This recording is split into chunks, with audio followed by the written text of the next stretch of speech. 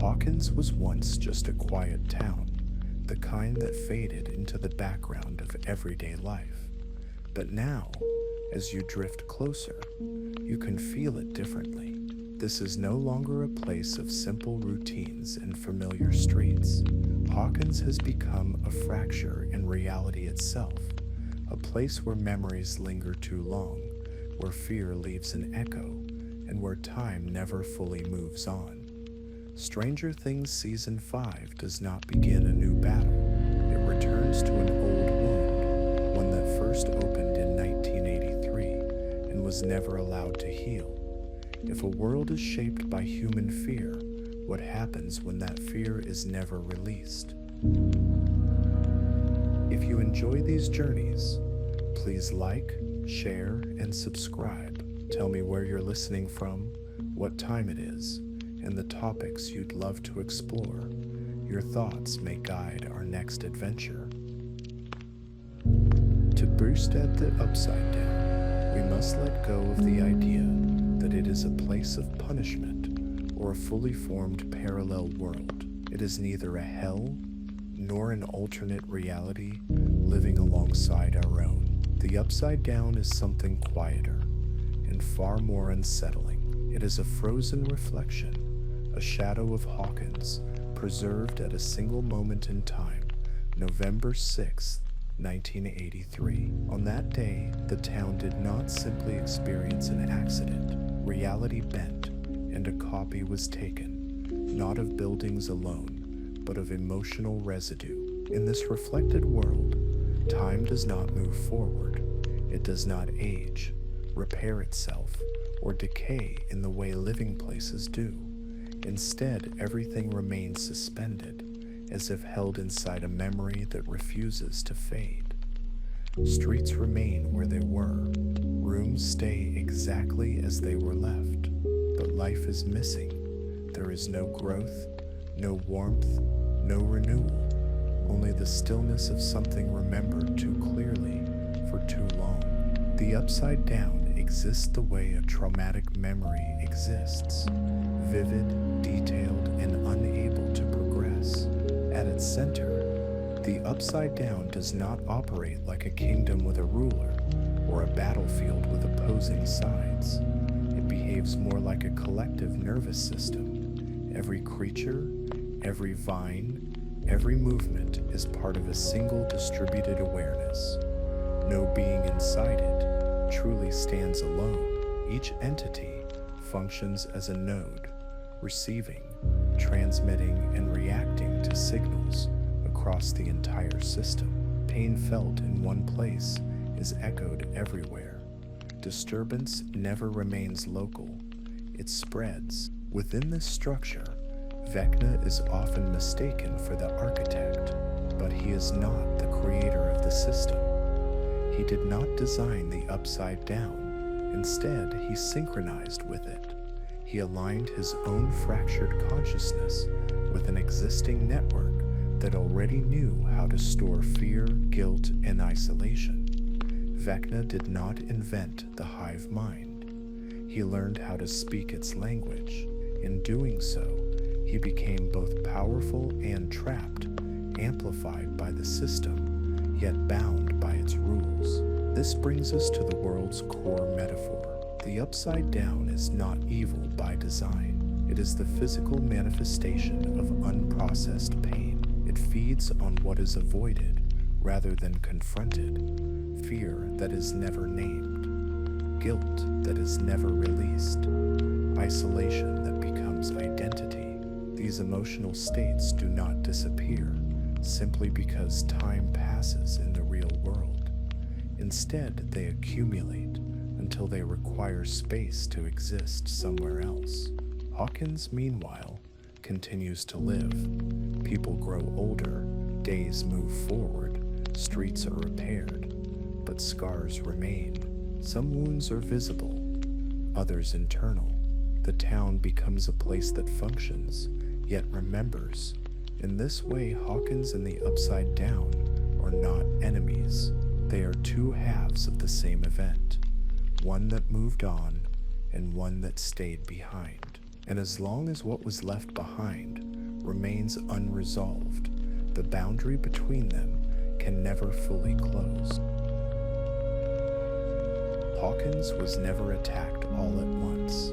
There were no sudden alarms, no single moment when everything collapsed.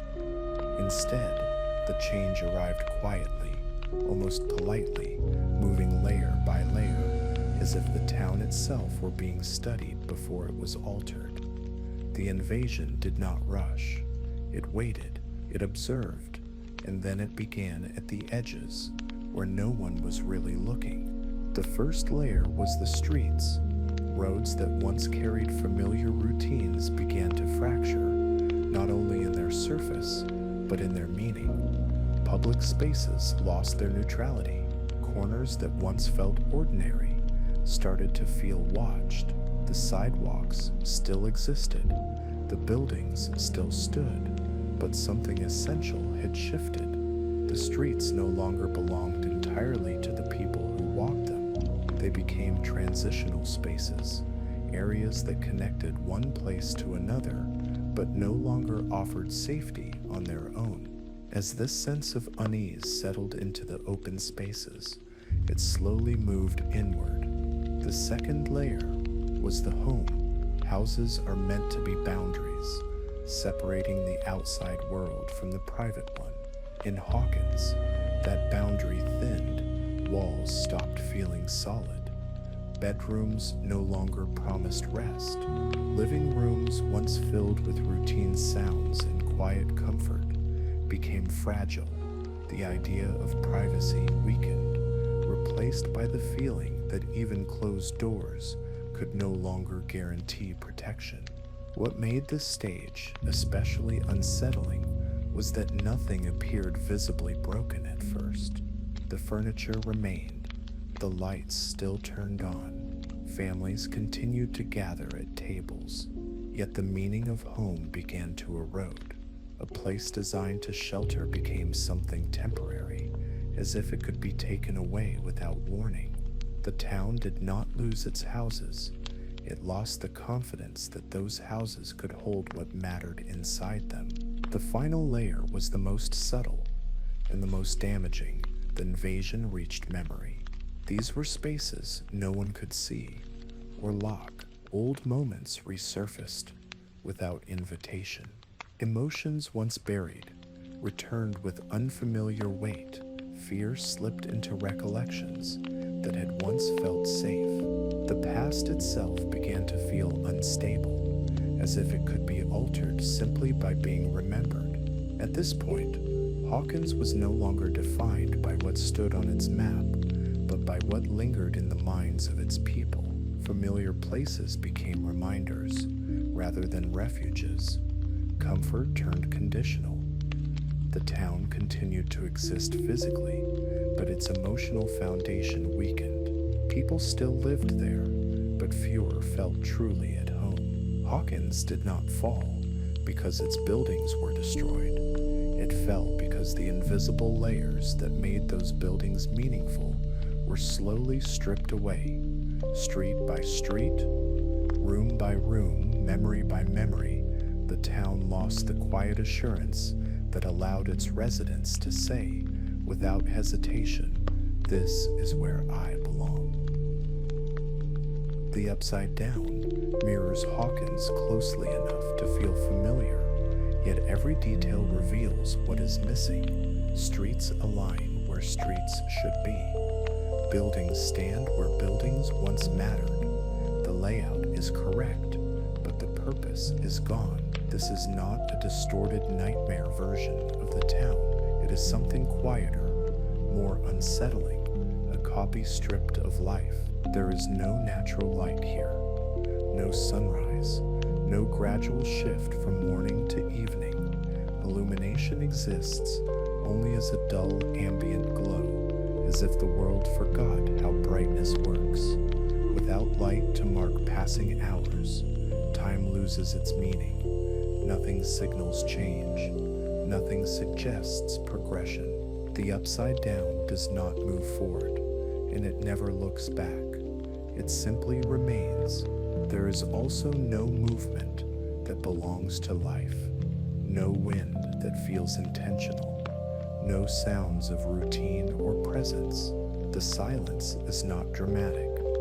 It is procedural. The absence of activity feels organized, almost maintained, where a living town would hum with small, constant signals, footsteps, voices, doors opening and closing. This place offers only stillness, not peace, but suspension. Time leaves no trace here.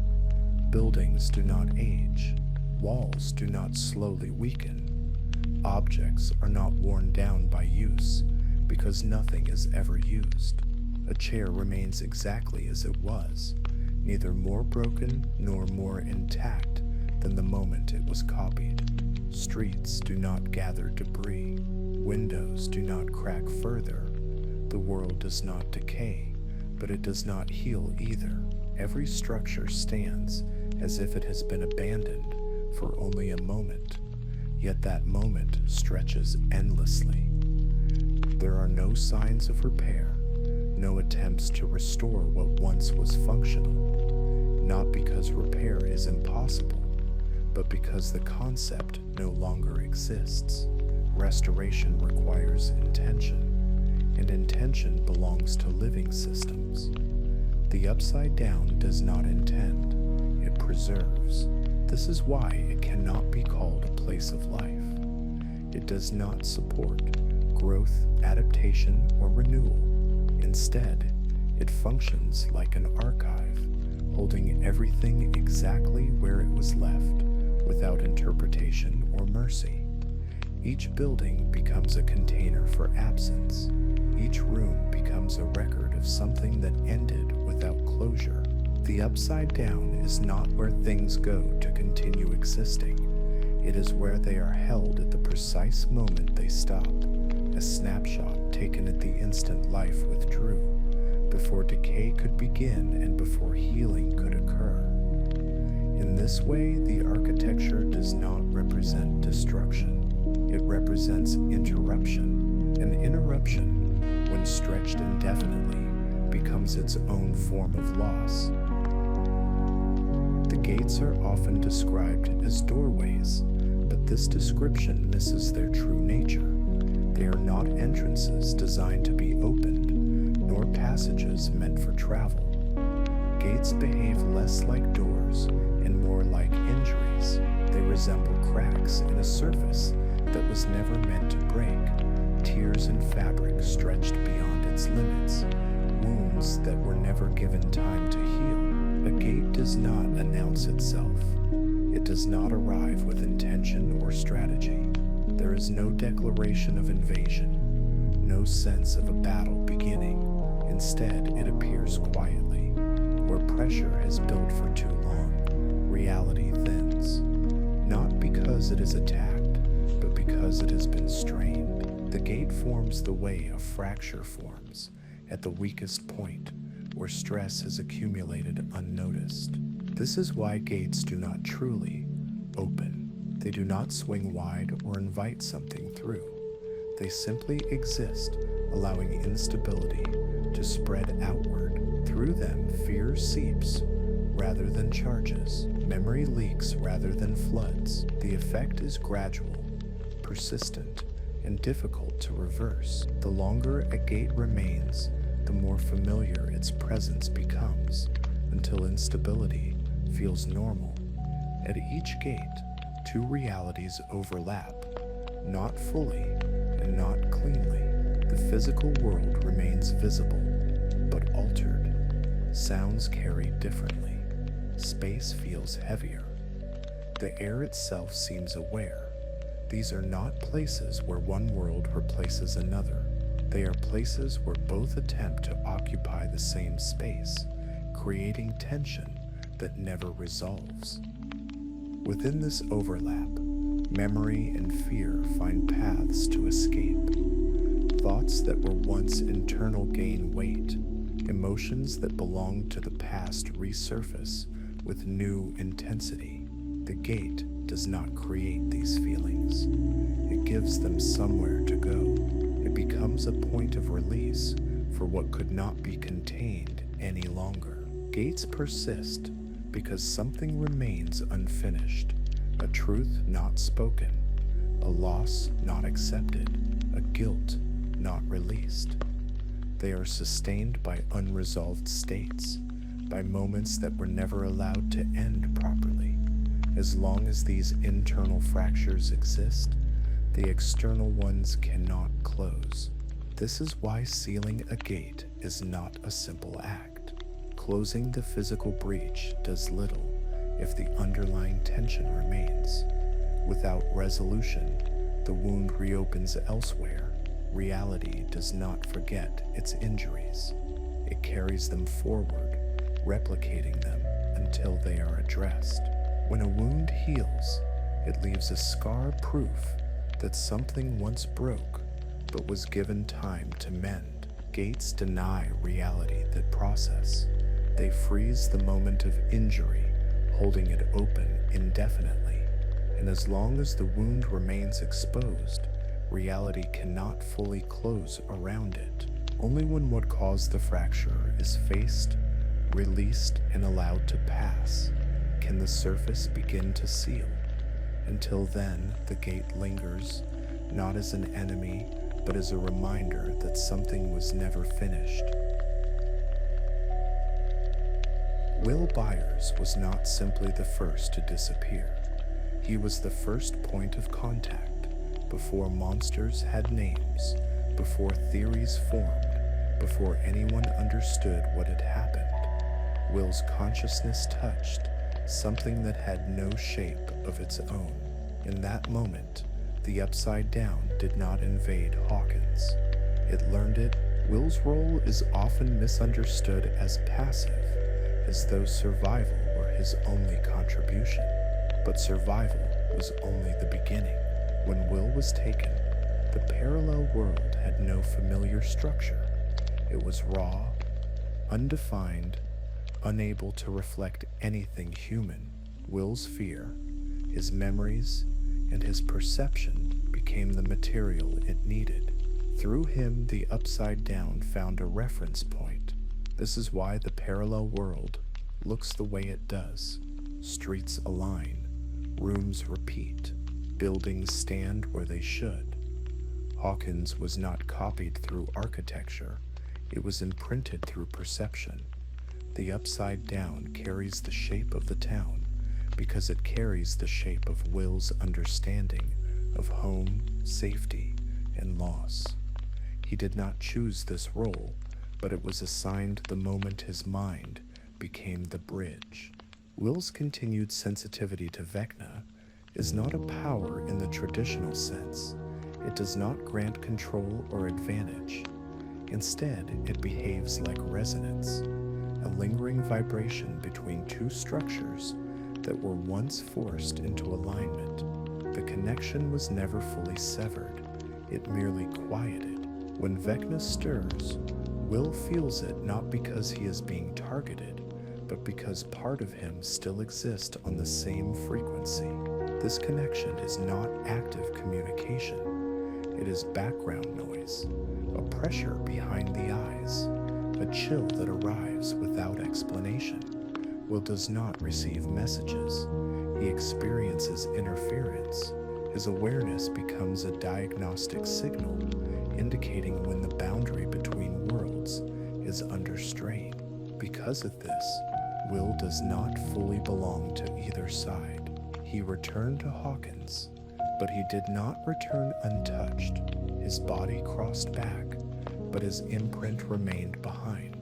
The Upside Down still carries his influence, just as he carries its echo. He exists in a state of overlap, both survivor and structural component. This dual existence places Will in a unique position. He is not a weapon, and he is not a key. He is a framework. As long as he remains unresolved, still carrying fear, still carrying unspoken truth, the world that learned from him cannot resolve either. His presence stabilizes the boundary, but it also prevents it from fully closing. Will Byers is not trapped anymore, but he is not entirely free. He is the reminder that when a world is shaped by a single moment of fear, that moment does not end simply because time moves on elsewhere. 11 stands as the most direct opposition to the upside down, but not in the way power is usually understood. Her strength does not come from dominance or control.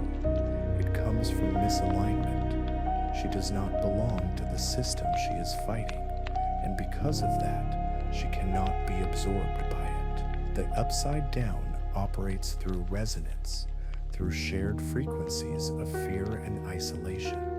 11 exists outside that harmony. She disrupts it simply by being present. Her abilities are often mistaken for pure force, telekinesis, psychic reach, influence across distance. But these are only surface expressions. At their core, her powers do not function through will alone. They are not activated by command or discipline. They are drawn out through emotion, memory, attachment. Every time 11 reaches into the void, she does so by pulling on something deeply human. This is why her power has never been stable. It rises when she feels connected, when she remembers who she is and who she cares about. It falters when she is isolated, frightened, or stripped of identity. The upside down cannot fully synchronize with her because it does not understand this kind of connection. It feeds on separation. 11's strength is fueled by the opposite. Yet this same mechanism creates her greatest limitation. Emotional energy is not infinite. Memory carries weight. Each time 11 draws from her past, every loss, every bond, every moment of fear, she uses something that cannot be easily replenished. Her power is not stored, it is borrowed, and borrowing always has a cost. With each confrontation, the strain becomes more visible, recovery takes longer, focus becomes harder to maintain. The distance she can reach shortens, not because she is weaker, but because she is closer to saturation. There is a point beyond which emotion can no longer be converted into force without causing damage. That point is always approaching. This is why 11 cannot be the final solution. She is not a weapon meant to end the conflict through victory. If pushed too far, she risks becoming another unstable node, another fracture rather than a seal. The upside down does not need to defeat her, it only needs to exhaust her. Instead, 11 functions as a balancing force. She holds two realities apart long enough for something else to happen. She prevents collapse, but she cannot guarantee resolution. Her presence keeps the boundary from failing outright, even as it continues to strain. In this sense, 11 represents the fragile space between worlds, the moment where collapse has not yet occurred, but healing has not yet begun. She is not the key to winning. She is the reason the world has not already lost. And balance, when held for too long, always demands a choice. Not every anchor holds by force. Some hold by presence alone. In a world where reality bends under pressure, the most fragile stabilizers are often the most essential. Mike and Max do not shape the U upside down directly, yet the structure of the conflict bends around them in subtle, decisive ways. Mike Wheeler has no supernatural ability. He cannot open gates, enter minds, or manipulate space, yet his role is foundational. Mike functions as an emotional anchor, a point of return. In moments where others begin to drift toward fear, isolation, or surrender, he provides continuity. His presence reminds those around him that they are still connected to something human. Mike represents connection in its simplest form. He listens. He speaks when silence would allow distance to grow. He calls people back when their attention is pulled too far into darkness. In a system like the Upside Down, which feeds on isolation and internal fracture, this role is quietly disruptive. The hive mind cannot easily consume what remains relational. Mike's strength is not resistance, but refusal to let others disappear emotionally, even when they are still physically present. This is why Mike matters most when things begin to fail, when power weakens, when certainty collapses. He does not stop the fall, he shortens it. He becomes the reminder that there is still someone on the other side, waiting to be reached. Without anchors like Mike, the transition from fear to surrender happens unnoticed. Max Mayfield represents the opposite end of this equation.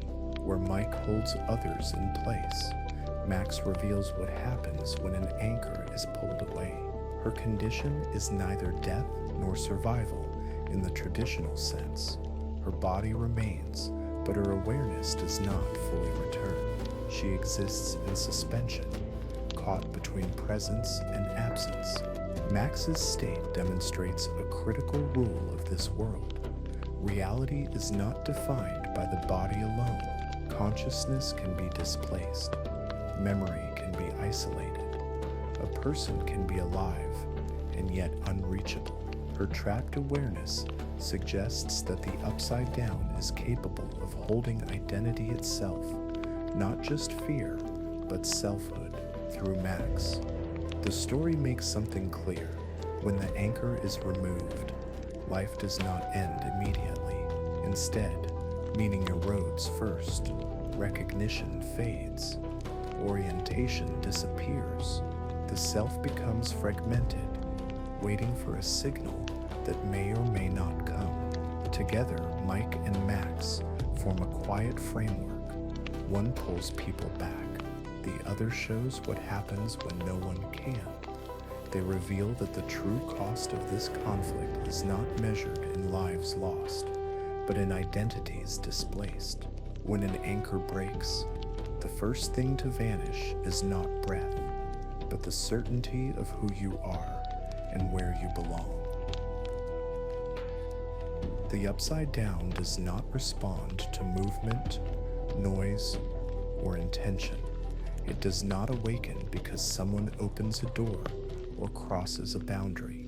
It responds to something far quieter and far more persistent. It responds to internal states. What happens inside a person matters more than what happens around them. This world is not activated by action. It is activated by emotion, specifically by emotions that are left unresolved. The first of these is fear. Not fear of danger, but fear of disappearance. The fear of being abandoned. The fear of existing without being noticed. This kind of fear does not express itself loudly. It settles in slowly, shaping thoughts and memories. When fear remains unspoken, it begins to define perception. The world feels less stable. Safety feels conditional. Reality starts to feel thin. The second trigger is isolation. Isolation is not the same as being alone. It is the absence of emotional connection. Being surrounded by people does not prevent it.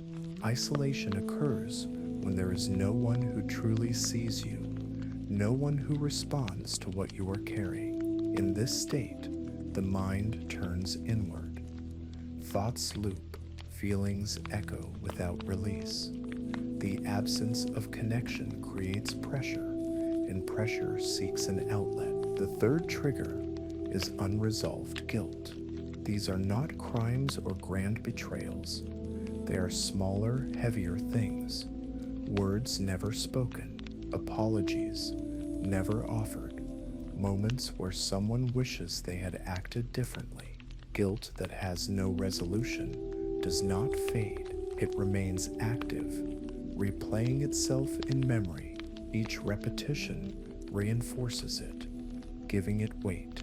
When fear, isolation, and unresolved guilt accumulate, they begin to affect perception itself. Space starts to feel distorted. Familiar environments become unfamiliar. The sense of boundary between past and present, between safety and threat, weakens. This is not imagination. It is the early stage of activation. As these emotional states intensify, the structure of reality begins to thin. The separation between worlds becomes less rigid, not because something is forcing its way through, but because there is less resistance holding the layers apart. The boundary fails quietly, the way exhaustion fails, not with collapse, but with surrender. This is why the upside down does not arrive like an invader. It does not march forward or declare itself. It emerges where emotional strain has already done the work. It occupies the space created by what was never processed. The upside down does not come for people. It is summoned by what people carry and cannot release. It is not a destination, and it is not an enemy waiting on the other side. It is the physical response to internal pressure that has nowhere else to go. In this world, reality does not break because it is attacked. It breaks because it is asked to hold too much for too long. The upside down does not function like an army. There are no independent units, no hierarchy of command in the way humans understand it. Instead, it operates as a living nervous system, distributed, responsive, and unified. Every part exists in relation to every other part. Nothing stands alone for long. Within this system, individuality is limited. Creatures do not act as separate beings with personal intention. They behave as extensions of a larger awareness. Each one functions as a node, receiving signals, transmitting responses, adjusting behavior in real time. Movement in one area is felt elsewhere. Disturbance never stays contained. This is why loss behaves differently here. In the hive mind, there is no such thing as a meaningless sacrifice. When one node is damaged, the system registers it immediately. Pain is not isolated. It is shared. Information spreads instantly, without delay or confusion. The system adapts, not emotionally, but structurally. The core rule is simple. Harm one part, and the whole system reacts. A single point of failure does not weaken the network. It alerts it. Defense reorganizes. Pressure shifts. Responses cascade outward. What appears to be damage is often only a signal, prompting recalibration elsewhere. Loss of control follows the same logic. When instability appears at one location, it does not remain local. It triggers a chain reaction. The system attempts to compensate, sometimes by increasing pressure, sometimes by spreading influence. This is not strategy in the human sense. It is reflex. Because of this, traditional tactics fail. Dividing the enemy accomplishes nothing because separation does not exist in a meaningful way. Eliminating one creature does not reduce the system's capacity. It only sharpens its awareness. Defensive positions offer little advantage because the threat does not move along predictable paths. It emerges wherever the system detects vulnerability. What confronts the characters is not a force that can be surrounded, contained, or exhausted. It is an intelligence without a center that can be destroyed, a mind that does not sleep and does not forget. This is what makes the hive mind so difficult to confront. It does not panic, it does not retreat, it does not mourn. It absorbs information and continues. It does not need to win quickly. it only needs to persist. Understanding this changes the nature of resistance. You cannot defeat a nervous system by striking its limbs. You cannot outmaneuver something that reacts faster than intention. The only meaningful disruption is at the level of signal, interfering with what the system responds to, rather than what it controls. The upside down is not a collection of enemies. It is a single awareness spread across space, bound together by shared sensation. To confront it as an army is to misunderstand it entirely. This is not a war against many. It is a confrontation with one mind, experiencing itself everywhere at once. The upside down cannot be destroyed through force. Violence does not weaken it, and confrontation does not bring resolution. Every attempt to fight it on a physical level misunderstands what it is. This world was not born from invasion, and it will not end through victory. Physical destruction addresses symptoms, not cause, breaking structures, sealing openings, eliminating creatures. These actions may provide temporary relief, but they do not resolve the underlying pressure. In fact, they often intensify it.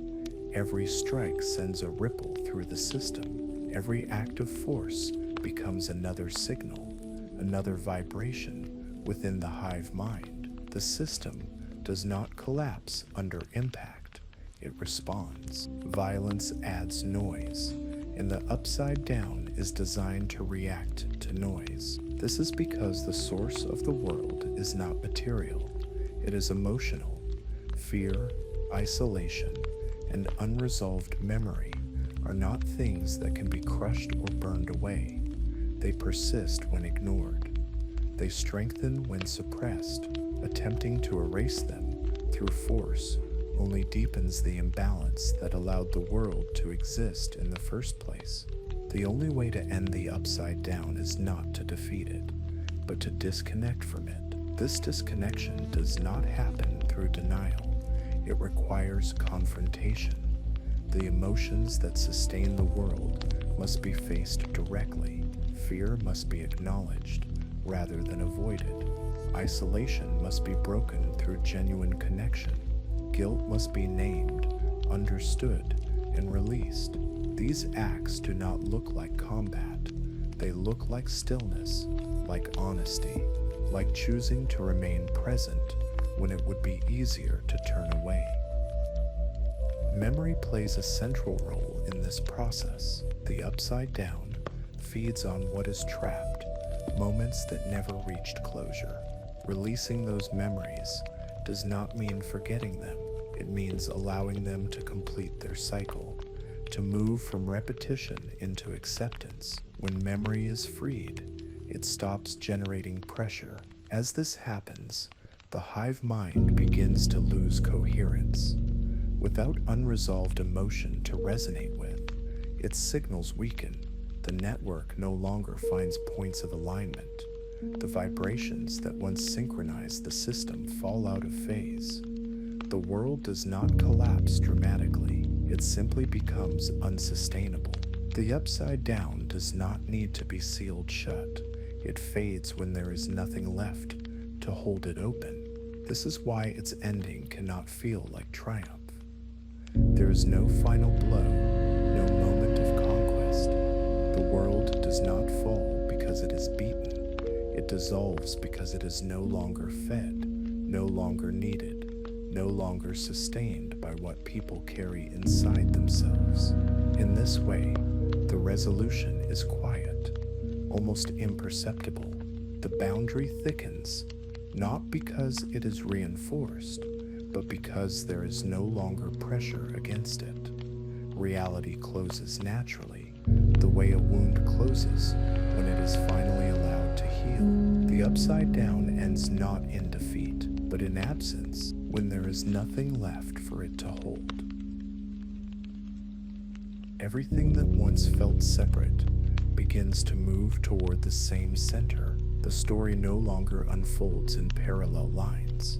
It tightens, each thread bends inward, drawn by a single quiet question: what remains when the boundary finally closes? In Hawkins, the physical world struggles to hold its shape. The town is still standing, but only just. Military presence replaces familiarity. Streets feel provisional, as if they belong to a temporary version of reality. Life continues in fragments, routine without certainty, movement without direction. Hawkins becomes a place trying to survive long enough for something else to end. At the same time, another journey unfolds inward. The search for Max is not a rescue in the traditional sense. It is a descent through memory, through layered consciousness, into spaces shaped by regret and fear. Facing Vecna here is not about confrontation. It is about recognition, understanding how pain was organized, how trauma learned to speak, and how identity was reshaped by isolation. This is not a battlefield.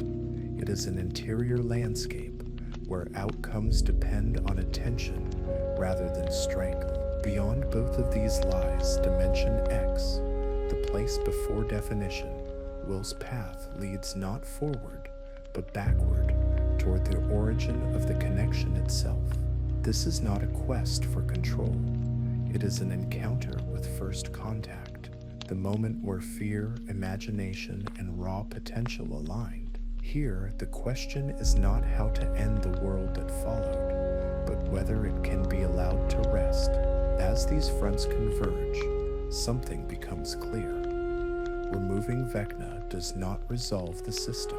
The hive mind does not disappear when one voice goes silent. It persists as structure, as echo, as memory that has not yet been released. The threat was never singular. It was distributed, sustained by unresolved states that extend beyond any one figure. This is why the climax cannot be complete victory. There is no clean ending, no moment where everything returns to what it was. The best possible outcome is containment through understanding, closure through acceptance. The upside down does not vanish because it is destroyed. It closes because it is no longer required to hold what was left unfinished. But closure demands a cost. Something must be let go. Connection may weaken, power may fade. A part of the self that was shaped by the conflict may not survive the transition. The world stabilizes, but those who held it together are changed by the strain. What they lose is not always visible, but it is permanent. When the upside down finally seals, it does so quietly. No collapse, no spectacle. The pressure simply eases. Reality settles back into itself. Hawkins continues to exist, different, marked, altered, and the memories remain. They always do.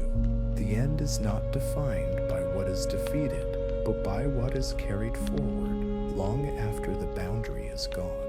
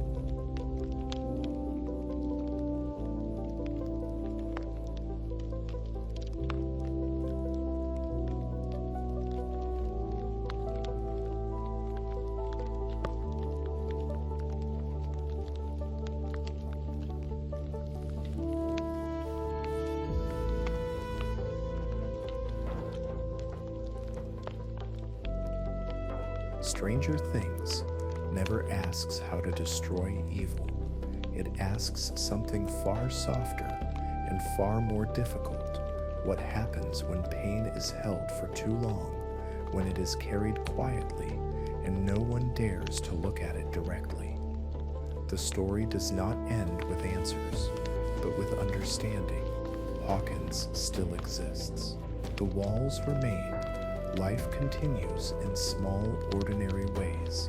And somewhere beneath it all, the parallel world may be sleeping, not gone, not erased, only waiting, waiting for memory, waiting for attention, waiting for someone, someday, to remember what was never truly released.